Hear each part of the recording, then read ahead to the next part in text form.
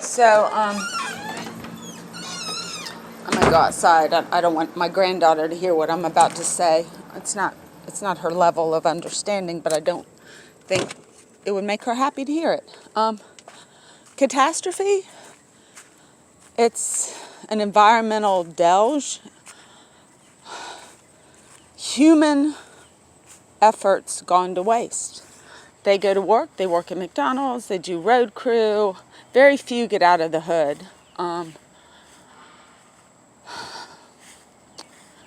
Do you think maybe, Ralph, all these people that have the power, and I know just in the city of Richmond, it's about 8,000 people. 90% of them trying to do legitimate work to take care of their families.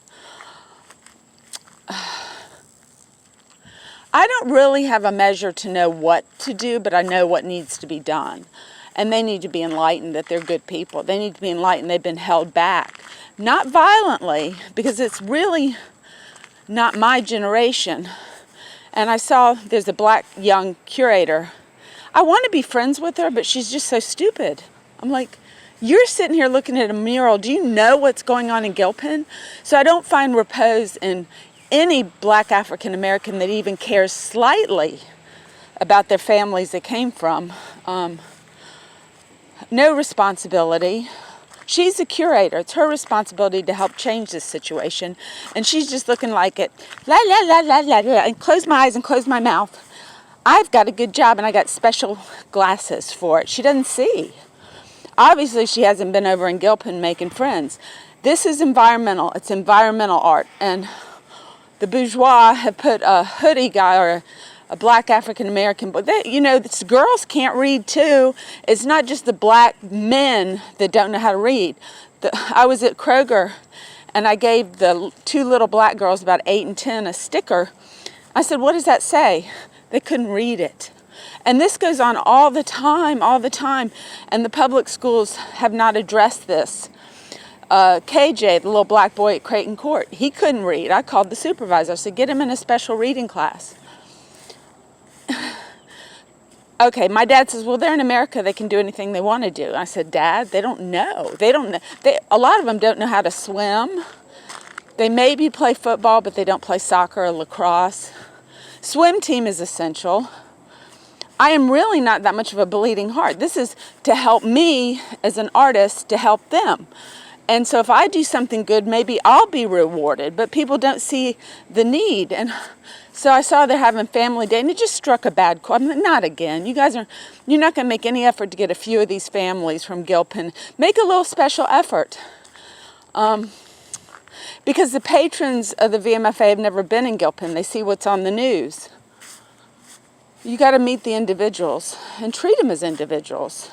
There was a little bit of drugs going on, and very protectively, when they stole my car, this black old man and a teenage girl that was pregnant to get a house.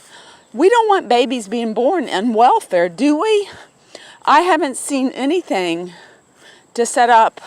You got to set up hoops that they can jump. LeVar's got like some kind of special education fund for the creme de la creme, but it's everybody that needs a leg up that's in the hood. We need to find out what they need, and we need to give it to them so that they can get out and we can close those places. And, you go to food stamps, they're not training for jobs. Are you guys going to keep your eyes closed? I don't care about the damn When I ask people from the hood, and I work at the Kroger in the black neighborhood, they're like, "Where is the VMFA?" Segregation made the grandparents feel really unwanted. I mean, it's not just a right to be in the society in which you have built through your hard labors and accept it. It's horrible. People look at the hoodies like, I don't know. I think you should talk to Jason Mraz and see what he says to do, because when he did his last video, he didn't go in the hood. Let's try to figure out together as artists how to make this better. And I know there's 8,000 that can't all come to Family Day. But it just made me angry, because I'm tired of social change going so slow. This was 1960, 4, 7. Jim Crow, and we're still not there yet. And this is 2020.